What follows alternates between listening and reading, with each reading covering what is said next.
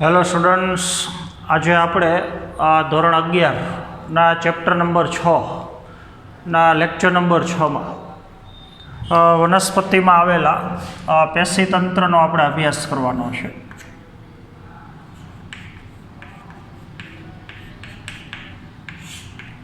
તો સૌથી પહેલાં તો પેશી તંત્ર એટલે શું? તો આપણે વનસ્પતિમાં અલગ અલગ પ્રકારની પેશી એનો અભ્યાસ કરેલો છે. અલગ અલગ પ્રકારના કોષનો સમૂહ જે અલગ અલગ પ્રકારની પેશી બનાવે છે. મૃદુતક પેશી છે, સ્થૂલકોણક છે, દઢોતક છે, જલવાહક, અન્વાહક, વર્ધમાન પેશી છે. તો વનસ્પતિના અંગોમાં અલગ અલગ સ્થાનો ઉપર પેશીના પ્રકારો અલગ અલગ છે. કોઈપણ અંગનું અધિસ્તર હોય તો પેશીનો પ્રકાર અલગ છે, બાહ્યક હોય તો પેશીનો પ્રકાર અલગ છે, વાહીપુલ હોય તો પેશીનો પ્રકાર અલગ છે. તો એક જ અંગના અલગ અલગ સ્થાને પેશીઓના પ્રકાર અલગ અલગ છે. તો પેશીની રચના કેવી હશે, પેશીનું કાર્ય કેવું હશે, એ સ્થાન ઉપરથી નક્કી થાય છે. અંગની અંદર કોઈ પણ અંગ હોય, મૂળ, પ્રકાંડ કે પર્ણ, એમાં પેશી કયા સ્થાને આવેલી છે, અંગમાં બહારની બાજુ છે, વચ્ચે છે, એકદમ અંદર છે, એના ઉપરથી પેશીઓના પ્રકાર છે અલગ અલગ છે, પેશીઓના કાર્ય અલગ અલગ છે. તો જેમ કોષો ભેગા મળીને પેશીની રચના કરે છે, એમ હવે અલગ અલગ પ્રકારની પેશી ભેગી મળીને જે આખું તંત્ર બને છે, એ તંત્રને આપણે પેશી તંત્ર કહીએ છીએ. તો જેમ કોષો ભેગા મળીને પેશીની રચના કરે છે, એ જ પ્રકારે અલગ અલગ પ્રકારની પેશીનો સમૂહ, તો પેશીનો સમૂહ ભેગું મળીને બનતું આખું તંત્ર, તો એને આપણે પેશી તંત્ર કહીએ છીએ. તો વનસ્પતિમાં સ્થાન ઉપરથી પેશી તંત્રના મુખ્ય 3 પ્રકાર છે. પેશી તંત્રનો પહેલો પ્રકાર જે અધિસ્તરીય પેશી તંત્ર છે.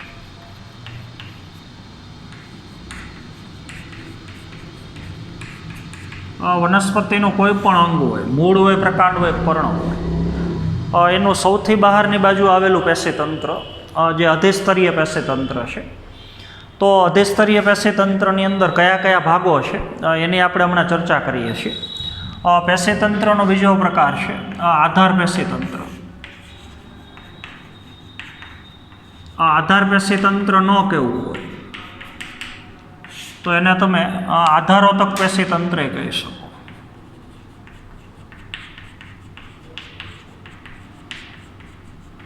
અથવા એનું ત્રીજું નામ માળખાગત પેશી તંત્ર કહી શકો.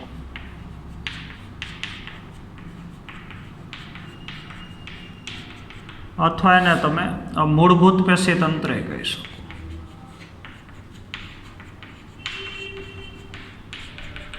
પેશી તંત્રનો બીજો પ્રકાર છે. અને પેશી તંત્રનો ત્રીજો પ્રકાર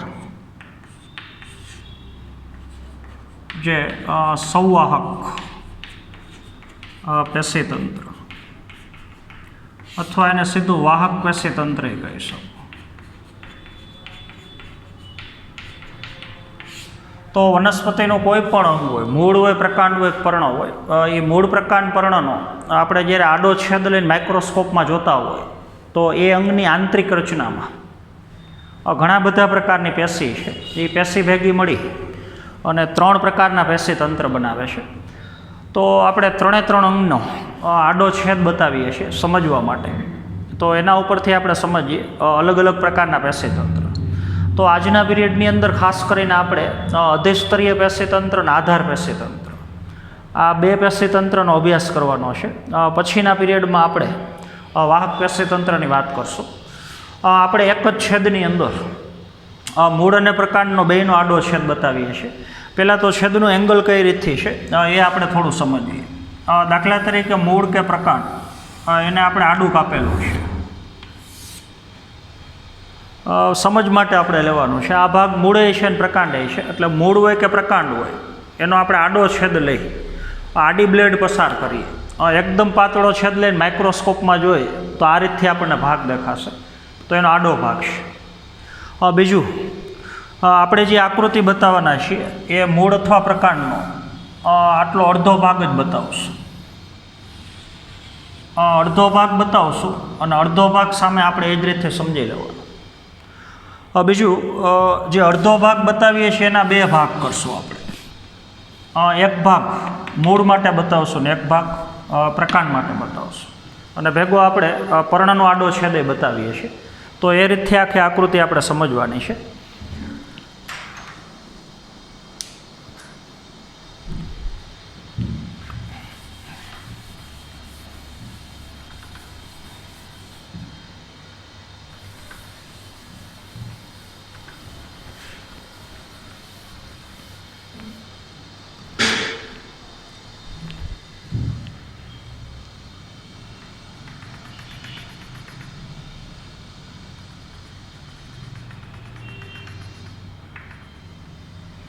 અડધો ભાગ સામે સમજી લેવાનો.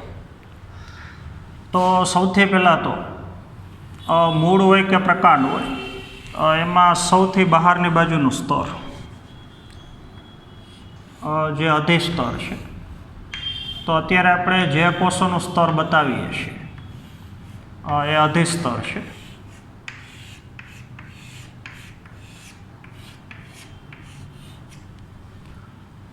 ત્યારબાદ અધિસ્તરના અમુક કોષોનું રૂપાંતરણ મૂળ હોય તો મૂળ રોમમાં થયેલું છે, અને પ્રકાંડનો ભાગ હોય દાખલા તરીકે તો એનું રૂપાંતરણ પ્રકાંડ રોમમાં થયેલું છે. તો અડધેથી ભાગ આપણે અલગ રીતથી બતાવીએ છીએ. પછી તો આ ભાગને આપણે અધિસ્તર કહીએ છીએ.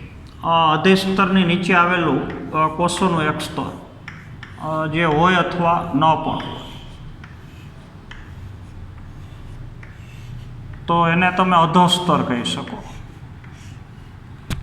સૌથી બહારની બાજુ અધિસ્તર છે, એની અંદરનું સ્તર એ અધોસ્તર છે. ત્યારબાદ હવે જે કોષો બતાવીએ છીએ એ બાહ્યક છે. તો કોઈ પણ અંગનો સૌથી મોટામાં મોટો ભાગ એ બાહ્યક છે. અત્યારે આપણે કોષોના બે જ સ્તર બતાવીએ છીએ, પણ આવા કોષોના ઘણા બધા સ્તર હોઈ શકે.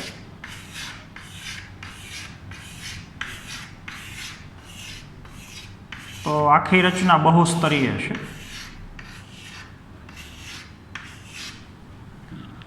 ત્યારબાદ કોષોનું જે એક સ્તર છે એને આપણે અંતસ્તર કહીએ છીએ. તો હવે જે કોષોનું સ્તર બતાવીએ છીએ એ અંતસ્તર છે. અંતસ્તરની અંદર જે કોષોનું સ્તર છે એને તમે પરિચક્ર કહી શકો. ત્યારબાદ અંદરની તરફ પરિચક્રની અંદરની તરફ જે ભાગ બતાવીએ છીએ એ ભાગને આપણે વાહિપુલ કહીશું. અને બાકીના જે બધા કોષો છે અહીંયા એ બધો ભાગ મજા પ્રદેશ, તો એની વાત આપણે પછી કરીએ છીએ. તો અહીંયા જે કોષો છે આ ભાગને વાહિપુલ કહીએ છીએ. તો વાહિપુલ સિવાયના જે કોષો છે આજુબાજુમાં એ આખો મજા પ્રદેશ છે, એ મૃદુતકના કોષોનું બનેલું છે.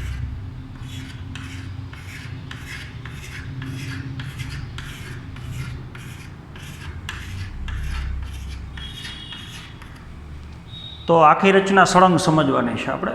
અધિસ્તર આખું સળંગ છે, એની અંદર અધસ્તર પાછું સળંગ સ્તર છે, બાહ્યકનો ભાગ આખો, પછી અંતસ્તરનું સ્તર, એમ પરિચક્ર, પછી વાહિપુલની ગોઠવણી, અને કેન્દ્ર ભાગ છે મજા પ્રદેશ આખો. તો હવે એનું નામ નિર્દેશન આપણે બતાવી દઈએ. તો સૌથી પહેલાં તો આના બે આપણે ભાગ પાડીએ છીએ. લીટીની ઉપરનો ભાગ છે આ મૂળ માટે છે, એટલે મૂળના આડા છેદમાં આ પ્રમાણે રચના દેખાય, અને પ્રકાંડનો આડો છેદ આ પ્રમાણે છે. તો સૌથી પહેલાં તો મૂળનું અધિસ્તર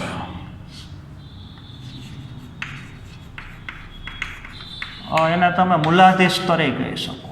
મૂળનું અધિસ્તર છે એટલે મૂલાધિસ્તર.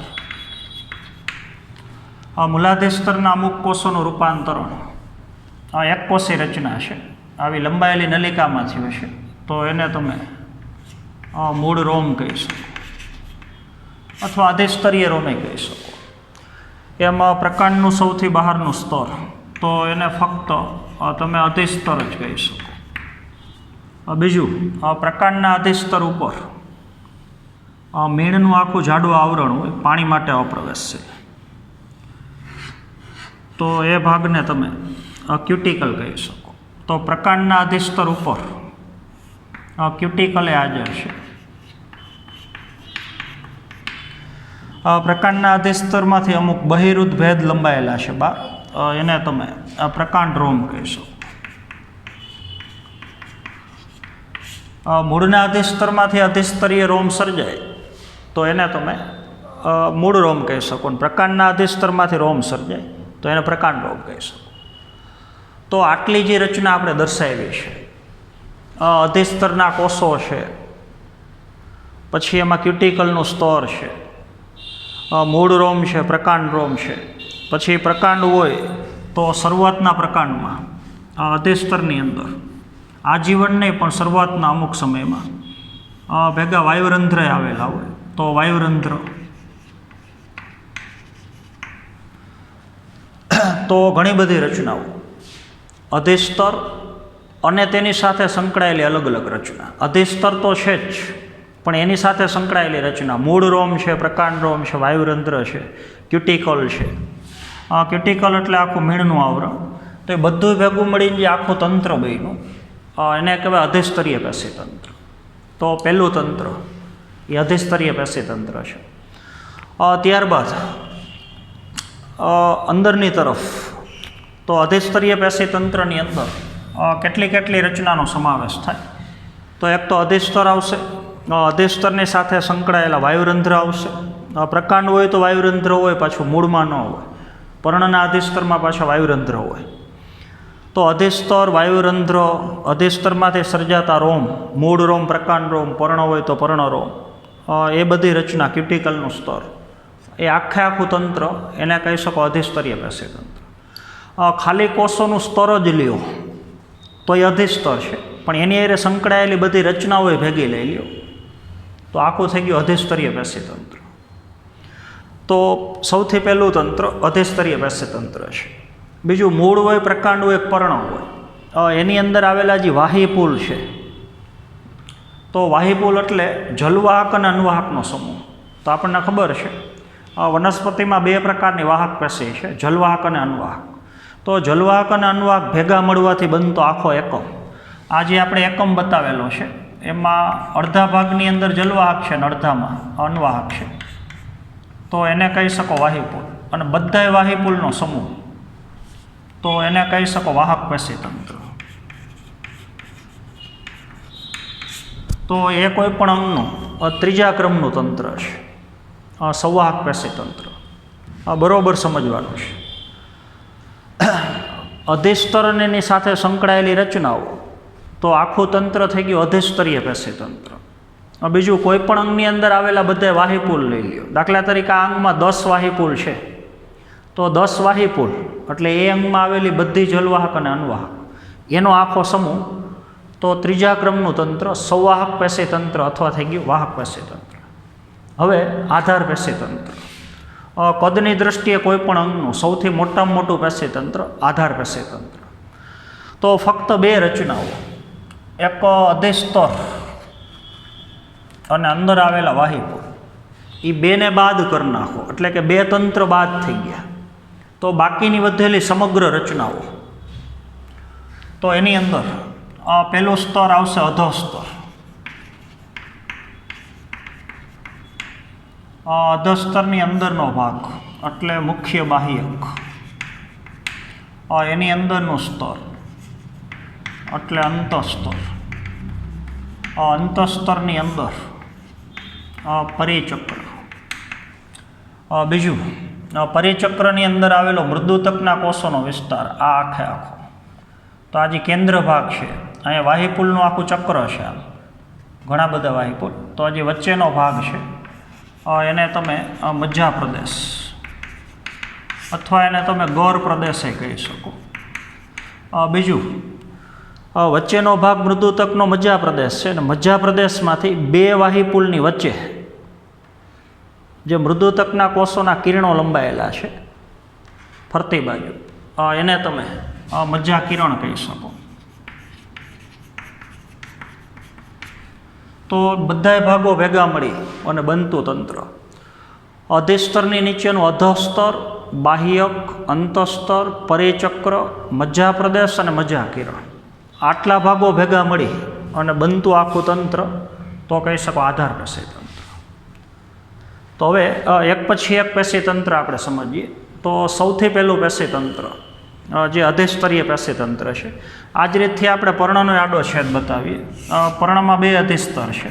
ઉપરનું અધિસ્તર તો કહી શકો ઉપરી અધિસ્તર, નીચેનું અધિસ્તર કહી શકો અધ અધિસ્તર. પર્ણનો આડો છેદ લ્યો તો માઇક્રોસ્કોપમાં આ રીતે દેખાશે. એક ઉપરી અધિસ્તર,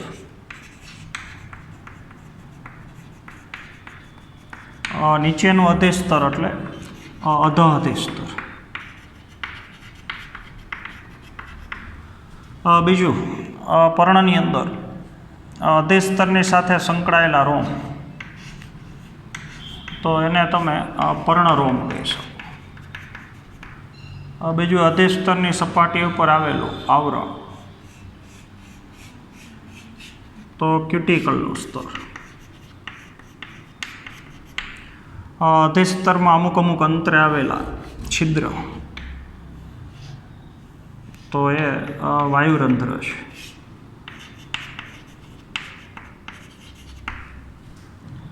આ જ રીતથી નીચેના અધિસ્તરમાં સમજી લેવાનું. બીજું પર્ણની અંદર આવેલી રચના વાહિપુલ.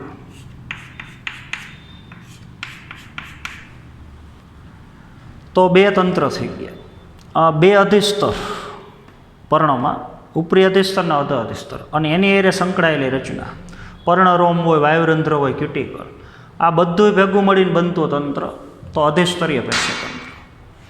પર્ણમાં આવેલા બધા વાહિપુલનો સમૂહ, આપણે એમ કહીએ કે એક પર્ણમાં 25 વાહિપુલ છે, તો એ થઈ ગયું એનું વાહક પેશી તંત્ર.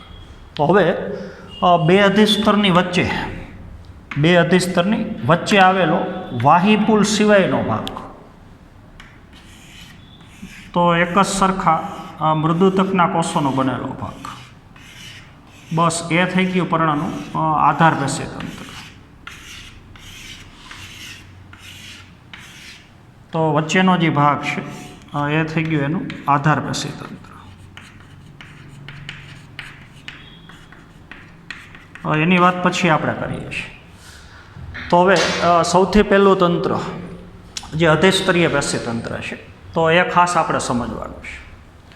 તો વનસ્પતિનું કોઈ પણ અંગ હોય, મૂળ હોય, પ્રકાંડ હોય, પર્ણ હોય, તો મૂળ, પ્રકાંડ ને પર્ણ એટલે આખો વનસ્પતિનો દેહ.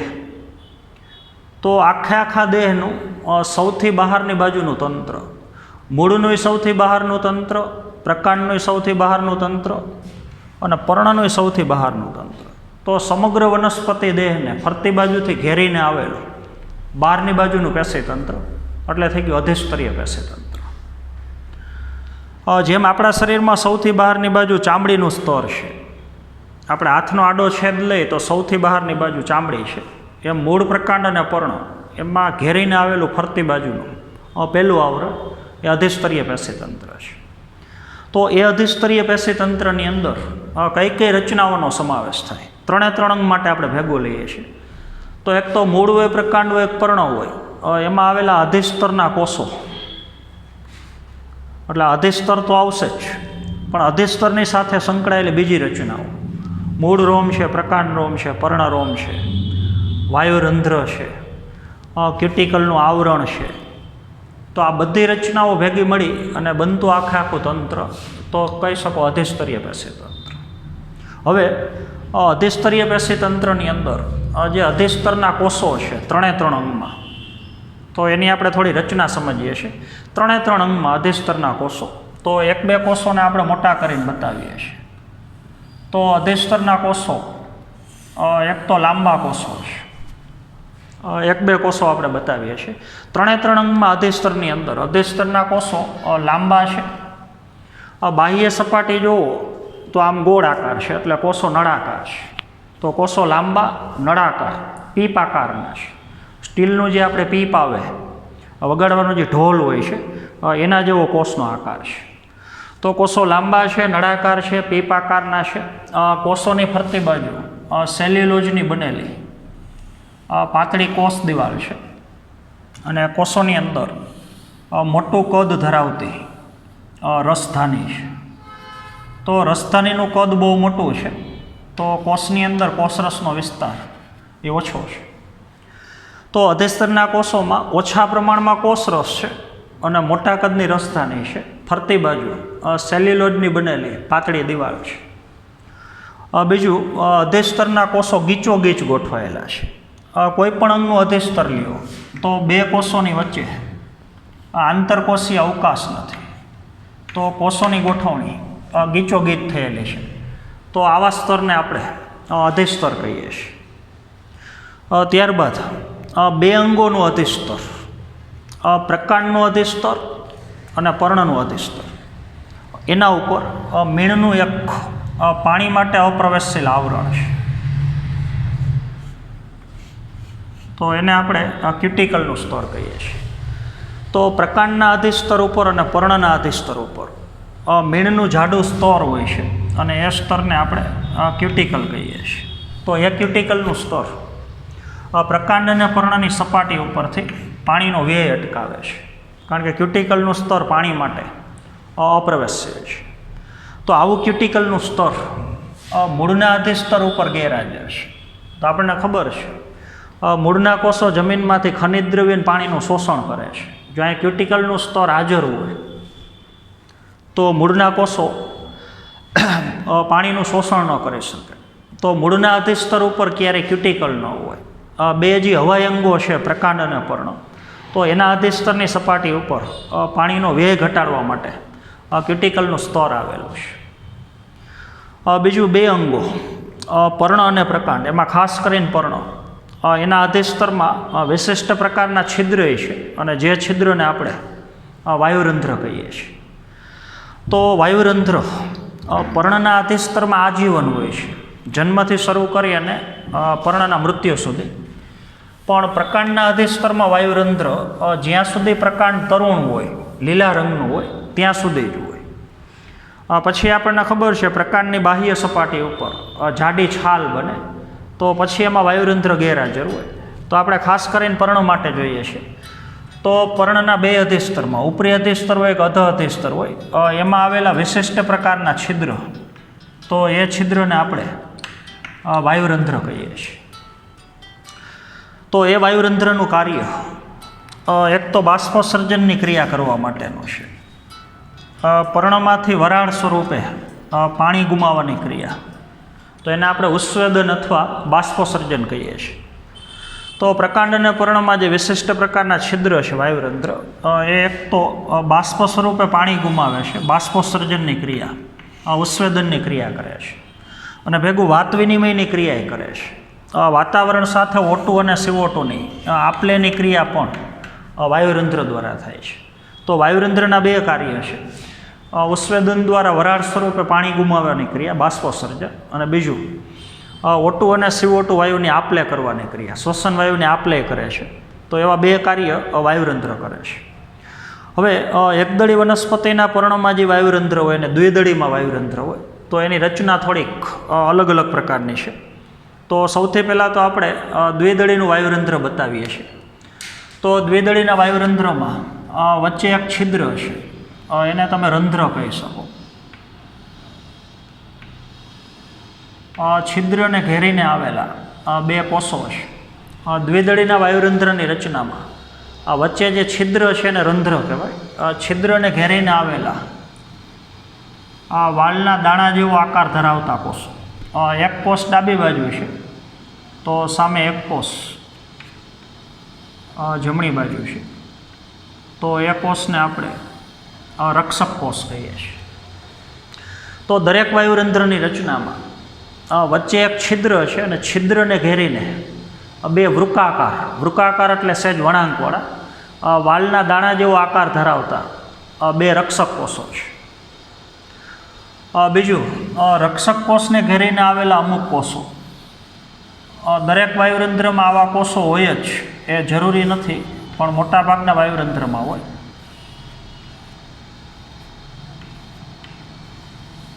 તો આ કોષોને તમે સહાયક કોષો કહીશો. અને સહાયક કોષ પછી જે કોષો છે એ સામાન્ય અધિસ્તરીય કોષો છે. તો અત્યારે આપણે જે વાયુરંધ્ર બતાવ્યું એ દ્વિદળીનું વાયુરંધ્ર છે. તો દ્વિદળીના વાયુરંધ્રમાં કેન્દ્ર ભાગમાં એક છિદ્ર છે. છિદ્રને ઘેરીને આવેલા વાલના દાણાના આકારના બે રક્ષક કોષ છે. રક્ષક કોષની આજુબાજુમાં અધિસ્તરમાંથી જ રૂપાંતરિત થયેલા આ અધિસ્તરના કોષો છે. આ અધિસ્તરના કોષો રક્ષક કોષો એ અધિસ્તરના કોષો છે. પણ જેટલા અધિસ્તરના કોષો વાલના દાણા જેવો આકાર ધારણ કરે એ રક્ષક કોષો કહેવાય. પછીના જે કોષો છે એ રચના અને કાર્યમાં આના કરતાં થોડાક અલગ થઈ જાય તો એને સહાયક કોષો કહેવાય. અને બાકીના જે કોષો છે એ બધા સામાન્ય અધિસ્તરીય કોષો છે. તો સહાયક કોષો અધિસ્તરીય કોષોનું જ રૂપાંતરણ છે. એકદળીના વાયુરંધ્રની વાત કરીએ તો એમાંય વચ્ચે એક છિદ્ર છે આની જેમ જ. પણ છિદ્રને ઘેરીને આવેલા જે બે રક્ષક કોષો છે એનો આકાર વાલના દાણા જેવો ન હોય, પણ એ કોષો ડમ્બેલ્સ આકારના હોય. આપણે જે કસરત કરવા માટેનું સાધન છે ડમ્બેલ્સ, તો એના જેવો આકાર છે. તો વચ્ચે છિદ્ર અને એને ઘેરીને આવેલા બે રક્ષક કોષ. આ રક્ષક કોષનો આકાર વાલના દાણા જેવો છે. એકદળી વનસ્પતિમાં ઘાસની અંદર ડમ્બેલ્સ આકાર છે. બીજું ત્યાં આવેલા જે કોષો છે હવે આપણે બતાવીએ છીએ એઓની જેમ જ સહાયક કોષો છે. અને બાકીના જે કોષો આવશે એ અધિસ્તરીય કોષો. બીજું બે વનસ્પતિમાં રક્ષક કોષોની અંદર હરિતકણી હાજર છે. તો પ્રકાશ સંશ્લેષણ કરી અને પોતે જાતે ખોરાક બનાવી શકે. તો અધિસ્તરના જે સામાન્ય કોષો છે રક્ષક કોષો એ અધિસ્તરીય કોષો જ છે, પણ એ રૂપાંતરિત થયેલા છે. સામાન્ય કોષોમાં ક્યારે હરિતકણ ન હોય, પણ જો એનું રૂપાંતરણ રક્ષક કોષમાં થઈ ગયું હોય વાયુરંધ્રની રચના કરવા માટે તો એમાં હરિતકણ હાજર હોય. તો હવે તમે જોઈ શકો છો એકદળીનું વાયુરંધ્ર હોય એક દ્વિદળીનું. એમાં જે છિદ્ર તરફની દિવાલ છે આ છિદ્ર છે, છિદ્રને ઘેરીને આવેલી દિવાલ. આ એક રક્ષક કોષ તમે લ્યો, આ બીજો રક્ષક કોષ. તો બે રક્ષક કોષની જે અંદરની દિવાલ છે છિદ્ર તરફની એ જાડી છે. ત્યાં સામાન્ય રીતે લિગ્નિનનું સ્થૂલન થયેલું છે. અને બે રક્ષક કોષોની છિદ્રની નજીક નહીં, છિદ્રની દૂરની દિવાલ એટલે કે બહારની બાજુની દિવાલ, છિદ્રથી દૂર તરફની દિવાલ છે એ ફક્ત સેલ્યુલોઇડની બનેલી છે, તે પાતળી દિવાલ છે. તો રક્ષક કોષોની અંદર તરફની છિદ્રની નજીકની દિવાલ એ જાડી છે અને બે રક્ષક કોષની બહારની બાજુની દૂરની દિવાલ એકદમ પાતળી છે. તો રક્ષક કોષોનું મુખ્ય કાર્ય આ છિદ્રના કદનું નિયમન કરવાનું છે. આપણને ખબર છે દિવસે વાયુરંધ્ર ખુલ્લા હોય તો અંદરની દિવાલ એકબીજાથી દૂર હોય તો બાષ્પોસર્જન થઈ શકે. રાત્રિના સમયે છિદ્ર બંધ થઈ જાય, આ દિવાલ સામે સામે અડી જાય. તો વાયુરંધ્રના છિદ્રના કદમાં ફેરફાર કરવો, વાયુરંધ્ર ખુલવા બંધ થવાની ક્રિયા, તો એનું નિયમન રક્ષક કોષ દ્વારા થાય છે. રક્ષક કોષો કઈ રીતથી વાયુરંધ્રને ખોલવા બંધ થવાની ક્રિયા કરે છે એ ક્રિયાનો અભ્યાસ આપણે આના પછીના યુનિટની અંદર કરવાનો છે. તો અત્યારે ખાલી તમારે યાદ રાખવાનું છે કે રક્ષક કોષો વાયુરંધ્રના ખુલવા બંધ થવાની ક્રિયાનું નિયમન કરે છે. બીજો એક અગત્યનો તફાવત, સામાન્ય અધિસ્તરીય કોષોમાં હરિતકણ ન હોય, પણ રક્ષક કોષોની અંદર હરિતકણ હોય. તો રક્ષક કોષો સામાન્ય અધિસ્તરીય કોષો કરતાં કઈ બાબતમાં અલગ પડે છે? તો આમાં હરિતકણ હાજર છે ને આમાં હરિતકણ ગેરહાજર છે. તો હવે વાયુરંધ્ર પ્રસાધન આપણે જે ચોક ફેરવીએ છીએ એની અંદરનો આખો ભાગ એને કહેવાય વાયુરંધ્ર પ્રસાધન.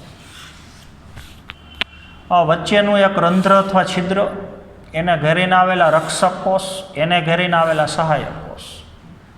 તો એક છિદ્ર, એને ઘેરીને આવેલા બે રક્ષક કોષ અને આજુબાજુના સહાયક કોષ, એ બધું ભેગું મળીને જે આખું તંત્ર બેનું એક.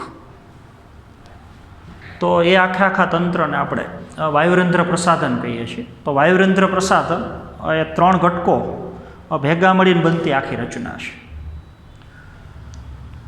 તો આપણે પર્ણ અને પ્રકાંડમાં આવેલા વિશિષ્ટ છિદ્ર વાયુરંધ્રની રચનાનો અભ્યાસ કર્યો. ત્યારબાદ અધિસ્તરીય પેશી તંત્રમાં છેલ્લી રચના અધિસ્તરીય રોમ એ ત્રણેય અંગોની ખાસિયત છે. ત્રણ અંગના અધિસ્તરમાંથી મૂળ હોય, પ્રકાંડ હોય, પર્ણ હોય, એના અધિસ્તરમાંથી અંદરથી બહાર લંબાયેલા બહિરુદ્ધ ભેદ, અંદરથી બહાર લંબાયેલી રચના, જેને તમે અધિસ્તરીય રોમ કહી શકો. મૂળના અધિસ્તરમાંથી સર્જાતા રોમ તો મૂળ રોમ કહી શકો. તો મૂળના અધિસ્તરમાંથી અમુક કોષોનું રૂપાંતરણ નલિકામય કોષમાં થઈ ગયું હોય તો એ મૂળ રોમ કહેવાય. તો મૂળ રોમ જે એક કોષી રચના છે, આખું મૂળ રોમ જે ફક્ત એક જ કોષનું બનેલું છે. તો મૂળના અધિસ્તરના જેટલા કોષો નલિકામય બની ગયા હોય, જમીનમાં આમ લંબાઈ ગયા હોય તો એને મૂળ રોમ કહી શકો. તો મૂળ રોમનું કાર્ય જમીનમાંથી પાણી અને ખનિજ દ્રવ્યનું શોષણ કરવાનું છે. તો અધિસ્તરના સામાન્ય કોષો ખનિજ દ્રવ્ય અને પાણીનું શોષણ કરે છે, પણ એના કરતાં મૂળ રોમની સપાટી વિસ્તૃત છે. એટલે જો અધિસ્તરના કોષો નલિકામય સ્વરૂપે જમીનની અંદર ભૂમિય કણોમાં વચ્ચે લંબાઈ જાય તો ખનિજ દ્રવ્ય અને પાણીનું શોષણ કરવા માટેની સપાટી મોટી થઈ જાય. તો ખનિજ દ્રવ્ય અને પાણીના શોષણ માટેની વિસ્તૃત સપાટી પૂરી પાડવી તો એ કાર્ય મૂળ રોમનું છે. એવી જ રીતથી પ્રકાંડ અને પર્ણના અધિસ્તરમાં પણ રોમ આવેલા છે. દાખલા તરીકે પ્રકાંડ રોમ, તો પ્રકાંડના અધિસ્તરમાંથી બહાર લંબાયેલી બહુકોષીય રચના, તો એને આપણે કહીએ છીએ પ્રકાંડ રોમ. મૂળ રોમ મોટા ભાગે એક કોષીય રચના છે. આખો મૂળ રોમ એ ફક્ત એક જ કોષનો બનેલો છે. અહીંયા ઘણા બધા કોષો ભેગા મળી અને આખો જે રોમ બનાવે છે બહિરુદ્ધ ભેદ, એને પ્રકાંડ રોમ કહીશું. તો પ્રકાંડ રોમ મોટા ભાગે બહુકોષીય છે. બીજું પ્રકાંડ રોમ એકદમ નરમે હોઈ શકે અને કઠણે હોઈ શકે. અમુક વનસ્પતિમાં પ્રકાંડ રોમ નરમ હોય છે, તો અમુક વનસ્પતિમાં પ્રકાંડ રોમ એ કઠણે હોઈ શકે. બીજું પ્રકાંડ રોમ અશાખિતે હોઈ શકે અને શાખિતે હોઈ શકે. અત્યારે જે પ્રકાંડ રોમ છે અશાખિત છે. અમુક વનસ્પતિમાં પ્રકાંડ રોમ એ શાખિતે હોઈ શકે. આગળ જતાં પ્રકાંડ રોમની અંદર બે શાખાઓ પડતી હોય, તો કાં અશાખિત હોય ને કાં પ્રકાંડ રોમ શાખિત હોય.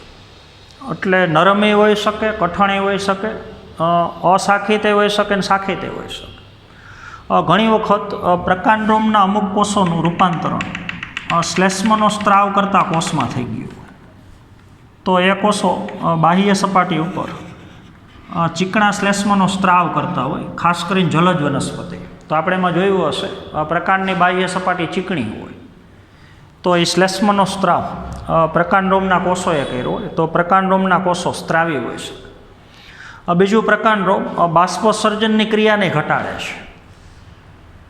અમુક વનસ્પતિમાં જે પ્રકાંડ રોમ છે એ વાયુરંધ્રની જગ્યાએ ઉપરની સપાટીમાં વિકાસ પામ્યા હોય અને પ્રકાંડ રોમની સપાટી ઉપર પણ ક્યુટિકલનું આવરણ હોય, તો બાષ્પોત્સર્જનની ક્રિયા પાણીનો વ્યય ઘટાડવો, તો એ કાર્ય પ્રકાંડ રોમનું છે. તો પહેલું આખું તંત્ર અધિસ્તરીય પેશી તંત્ર આપણે પૂરું કર્યું. અધિસ્તર અને એની સાથે સંકળાયેલી અલગ અલગ પ્રકારની રચના, ક્યુટિકલ છે, વાયુરંધ્ર છે, મૂળ રોમ, પ્રકાંડ રોમ, પર્ણ રોમ, તો એ બધી રચના આપણે પૂરી કરી. તો એ આખા તંત્રને આપણે અધિસ્તરીય પેશી તંત્ર કહીએ છીએ. ત્યાર પછી કોઈપણ અંગનું બીજા ક્રમનું પેશી તંત્ર, તો આધાર પેશી તંત્ર.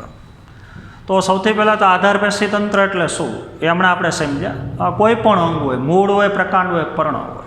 આપણે દાખલા તરીકે મૂળ માટે લઈ તો અધિસ્તર અને વાહિપુર એ બેને બાદ કરી નાખો તો બાકીની વધેલી સમગ્ર પેશી અધસ્તર, બાહ્યક, અંતસ્તર, પરિચક્ર, મજ્જા પ્રદેશ ને મજ્જા કિરણ. તો આવા અગત્યના ખરેખર તો 6 ભાગ આવશે: અધસ્તર, બાહ્યક, અંતસ્તર, પરિચક્ર, મજ્જા પ્રદેશ ને મજ્જા કિરણ. આ 6 ભાગ ભેગા મળીને બનતું આખું તંત્ર એટલે કહી શકો આધાર પેશી તંત્ર. તો 3માંથી કોઈ પણ અંગ હોય એ અંગનું સૌથી મોટામાં મોટું તંત્ર એ આધાર પેશી તંત્ર.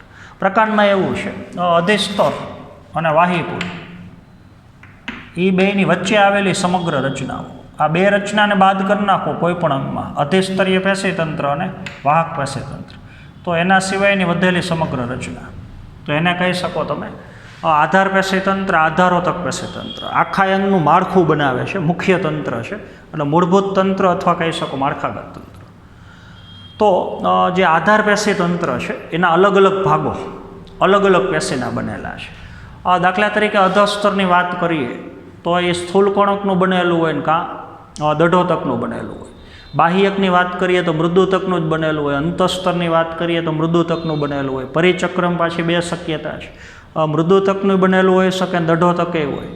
મજા પ્રદેશ પાછો મૃદુતકનો હોય.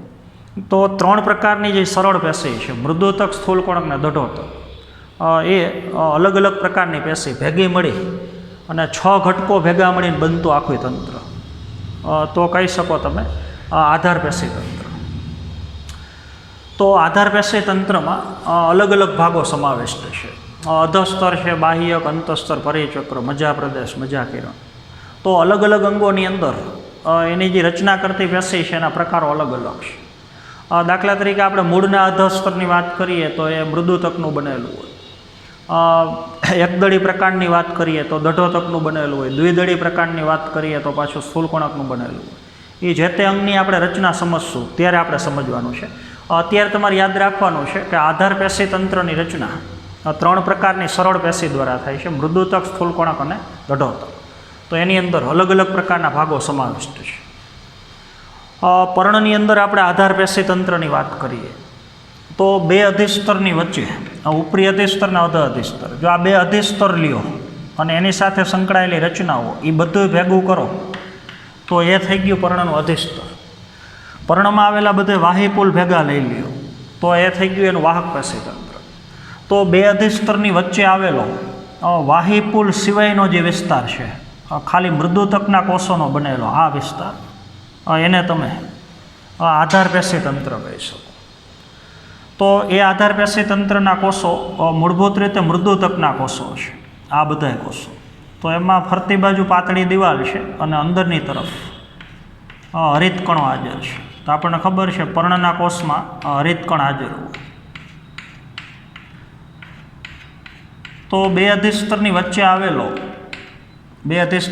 વચ્ચે આવેલો વાહીપુલ સિવાયનો અને હરિતકણ ધરાવતા કોષનો આખો સમૂહ, તો એને કહી શકો તમે આધાર પેશીતંત્ર. તો આધાર પેશીતંત્ર 2 અધિસ્તરની વચ્ચે છે, તો એ પેશીનું બીજું નામ, આનું બીજું નામ મધ્યપર્ણ પેશી કહીશું. મધ્ય એટલે વચ્ચે, 2 અધિસ્તરની વચ્ચે છે એટલે નામ આપી શકો મધ્યપર્ણ પેશી, અથવા એને કહી શકો આધાર પેશીતંત્ર. અથવા એના કોષો હરિતકણ ધરાવે છે એટલે એનું બીજું નામ હરિતકણોતક પેશી કહીશું. હરિતકણ ધરાવતી પેશી હરિતકણોતક પેશી. તો 3 નામ છે, આધાર પેશીતંત્ર, મધ્યપર્ણ પેશી અથવા કહી શકો હરિતકણોતક પેશી. તો 3 અંગની અંદર આપણે 2 પેશીતંત્ર પૂરા કર્યા. અંગોની અંદર પેશીતંત્રના 3 પ્રકાર છે, અધિસ્તરીય પેશીતંત્ર, આધાર પેશીતંત્ર. તો 3જા ક્રમનું પેશીતંત્ર, એનો અભ્યાસ આપણે આવતા પીરિયડમાં કરવાનો છે. પણ આપણે યાદ રાખવાનું છે કોઈપણ અંગની અંદર આવેલા જે વાહીપુલ છે, મૂળમાં આવેલા બધા વાહીપુલ, પ્રકાંડમાં આવેલા બધા વાહીપુલ અથવા પર્ણમાં આવેલા વાહીપુલ, એ બધા વાહીપુલનો સમૂહ એટલે કહી શકો સંવાહક પેશીતંત્ર. તો એ વહનનું કાર્ય કરે છે, ખનિજ દ્રવ્ય, પાણી, ખોરાક, અન્વાહક અને જલવાહક, એટલે કહી શકો સંવાહક પેશીતંત્ર અથવા કહી શકો વાહક પેશીતંત્ર. તો એનો અભ્યાસ આપણે આવતા પીરિયડમાં કરશું. તો આજના પીરિયડમાં આપણે અહીંયા સુધી રાખશું. Thank you.